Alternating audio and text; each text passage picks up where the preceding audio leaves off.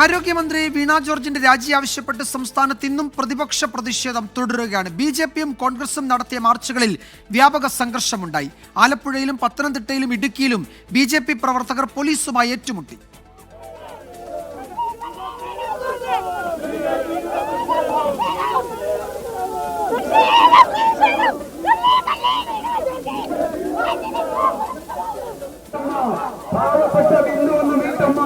വീട്ടമ്മയെ മരിക്കാൻ മഹാഭാവിയായ വീണ ജോർജ് രാജിവെക്കണമെന്ന് ആവശ്യപ്പെട്ടുകൊണ്ട് ഭാരതീയ ജനതാ പാർട്ടി ജില്ലാ കമ്മിറ്റി നയിക്കുന്ന പ്രതിഷേധ മാർച്ച് സെക്രട്ടേറിയറ്റിന് മുന്നിൽ മഹിളാ കോൺഗ്രസ് നടത്തിയ മാർച്ചിലും സംഘർഷമുണ്ടായി. പ്രവർത്തകർക്ക് നേരെ പോലീസ് ജലപീരങ്കി പ്രയോഗിച്ചു.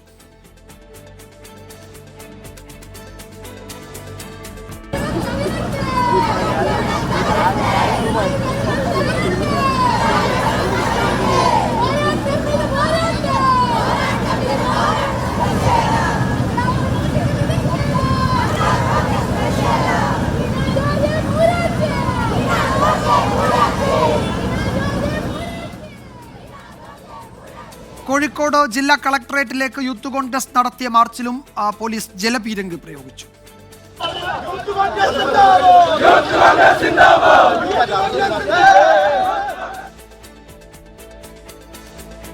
സലീം മാലിക് വിവരങ്ങൾ നൽകും. തിരുവനന്തപുരത്ത് നിന്ന് സലീമ, തിരുവനന്തപുരത്ത് ഒന്നിലധികം പ്രതിഷേധ പ്രകടനങ്ങൾ ഇന്നും ഉണ്ടായി. സെക്രട്ടേറിയറ്റ് പരിസരം സംഘർഷത്തിന്റെ കേന്ദ്രമായി മാറുന്നത് നമ്മൾ പലതവണ കണ്ടു. എന്താണ് അവിടുത്തെ ഏറ്റവും പുതിയ വിവരങ്ങൾ? മഹിളാ കോൺഗ്രസ് മാർച്ച് അവസാനിച്ചോ അതോ അതിപ്പോഴും തുടരുകയാണോ? വിജയകുമാർ, കഴിഞ്ഞ ഒരു മണിക്കൂറായി ഈ സെക്രട്ടേറിയറ്റ് പരിസരത്ത് മഹിളാ കോൺഗ്രസിന്റെ മാർച്ച് നടക്കുകയാണ്. ഇതുവരെയും ഈ പ്രവർത്തകരെ പിരിച്ചുവിടാൻ പോലീസിന് കഴിഞ്ഞിട്ടില്ല എന്നുള്ളതാണ്. ഇപ്പോഴും ആ സമരത്തിന്റെ വീര്യവും കുറഞ്ഞിട്ടില്ല.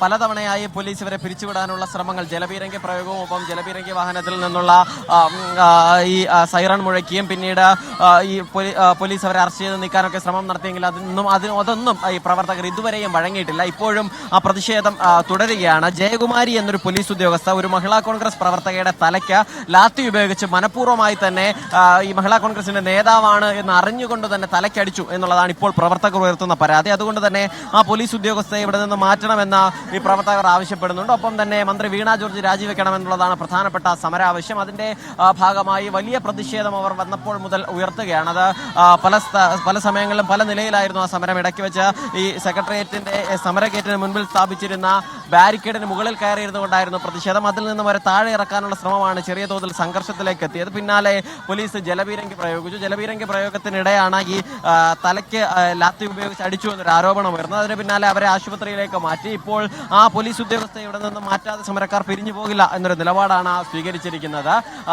വലിയ പ്രതിഷേധം ഇപ്പോഴും തുടരുകയാണ്. സെക്രട്ടേറിയറ്റിന്റെ മതിലിന്റെ മുകളിൽ കയറിയിരുന്നു കൊണ്ടാണ് ഇപ്പോൾ പ്രതിഷേധം മുഴക്കുന്നത്. പോലീസുമായി തർക്കത്തിൽ ഏർപ്പെടുകയാണ്. മഹിളാ കോൺഗ്രസിന്റെ സംസ്ഥാന അധ്യക്ഷ ജബി മേത്തർ ഉൾപ്പെടെയുള്ളവർ സമരത്തിന്റെ മുൻനിരയിലുണ്ട്. ഈ പോലീസുകാർക്കെതിരെ വലിയ രീതിയിലുള്ള രൂക്ഷമായ വാക്കേറ്റം ഇപ്പോഴും നടക്കുന്നുണ്ട്.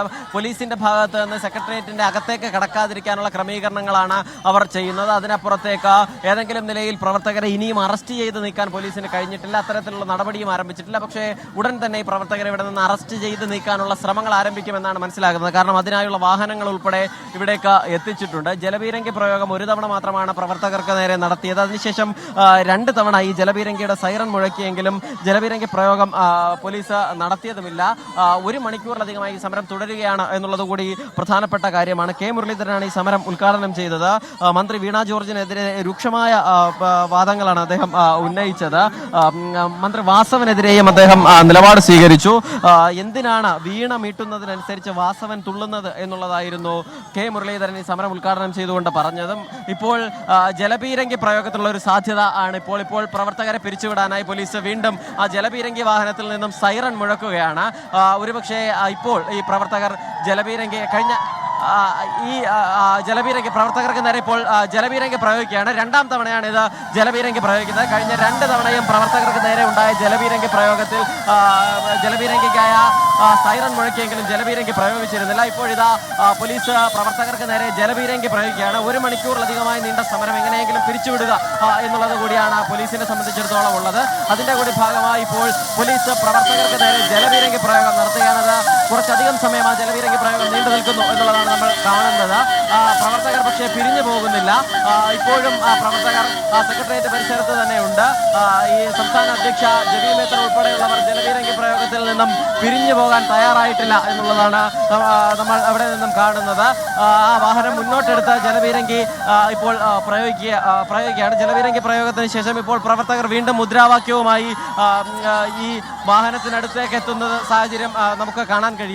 വലിയ പ്രതിഷേധം പ്രവർത്തകരുടെ ഭാഗത്തു നിന്ന് ഉണ്ടാകുന്നുണ്ട് എന്നുള്ളത് ഉണ്ടതാണ്. കഴിഞ്ഞ കുറേയധികം സമയമായി ഈ പ്രതിഷേധത്തെ പിരിച്ചുവിടാൻ അവർക്ക് കഴിയാത്തൊരു സാഹചര്യം നിലനിൽക്കുന്നുണ്ട്. ഇനി ഏതെങ്കിലും നിലയിൽ പോലീസ് അറസ്റ്റ് ചെയ്ത് നീക്കാനുള്ള നടപടികൾ ആരംഭിക്കും എന്നാണ് നമ്മൾ മനസ്സിലാക്കുന്നത്. പക്ഷേ ഇതുവരെയും ആ നിലയിലൊരു തീരുമാനം അതല്ലെങ്കിൽ പ്രവർത്തകരെ അറസ്റ്റ് ചെയ്ത് നീക്കാൻ വേണ്ടിയുള്ള ശ്രമം പോലീസിന്റെ ഭാഗത്തുനിന്ന് ഉണ്ടായിട്ടില്ല. ഇപ്പോൾ പ്രവർത്തകർ വീണ്ടും സെക്രട്ടേറിയറ്റിന് മുൻപിൽ കുത്തിയിരുന്ന് സമരം ചെയ്യുകയാണ്. അതിനിടയിൽ ഒരു വിഭാഗം പ്രവർത്തകർ സെക്രട്ടേറിയറ്റിന്റെ മതിൽ ചാടിക്കടക്കാനുള്ള ശ്രമം കൂടി ഇപ്പോൾ നടത്തുന്നുണ്ട്. പോലീസുമായി നേർക്കുനേർ നിന്നുകൊണ്ടുള്ള മുദ്രാവാക്യം മുഴക്കലും ഒപ്പം തന്നെ പ്രവർത്തകർ ആ പോലീസിന്റെ കയ്യിലുള്ള ഷീൽഡ് പിടിച്ചെടുക്കാനുള്ള ശ്രമം ഉൾപ്പെടെയുള്ളവർ ചില പ്രവർത്തകരുടെ ഭാഗത്തു നിന്ന് നടത്തുന്നുണ്ട്.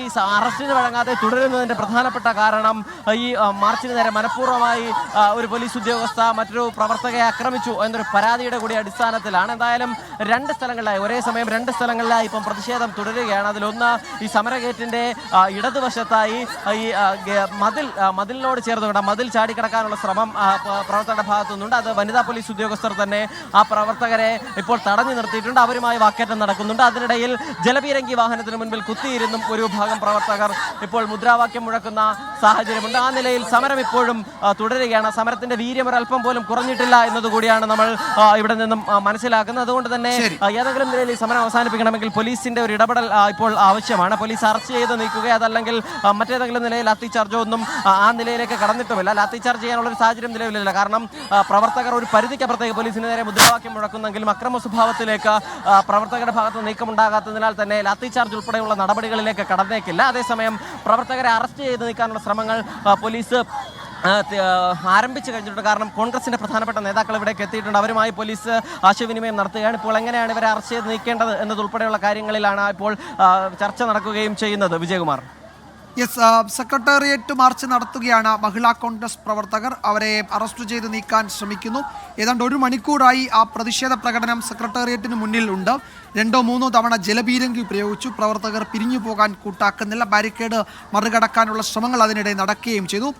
ഒരുപക്ഷെ ഇപ്പോൾ അറസ്റ്റ് ചെയ്ത് നീക്കിയേക്കും. ആ കോൺഗ്രസിൻ്റെ നേതാക്കളൊക്കെ അവിടെ എത്തിയിട്ടുണ്ട്. അവരുമായി പോലീസ് സംസാരിക്കുന്നുണ്ട്. അവരെ അറസ്റ്റ് ചെയ്ത് നീക്കിക്കും. സെക്രട്ടേറിയറ്റിലേക്ക് പ്രവർത്തകർ കടക്കുന്നത് തടയാൻ പോലീസ് വലിയ സുരക്ഷ ഏർപ്പെടുത്തിയിട്ടുണ്ട്. ഇപ്പോൾ നേതാക്കളെയൊക്കെ അവിടെ നിന്ന് ഇപ്പോൾ ഈ ജലപീരങ്കി പ്രയോഗിച്ചതിനിടയിൽ ചിലർക്ക് പരിക്കേൽക്കുകയും ഒക്കെ ചെയ്തിട്ടുണ്ട്. നേതാക്കളെ മാറ്റുകയാണ്. മഹിളാ കോൺഗ്രസ് നേതാക്കളെ മാറ്റുകയാണ്.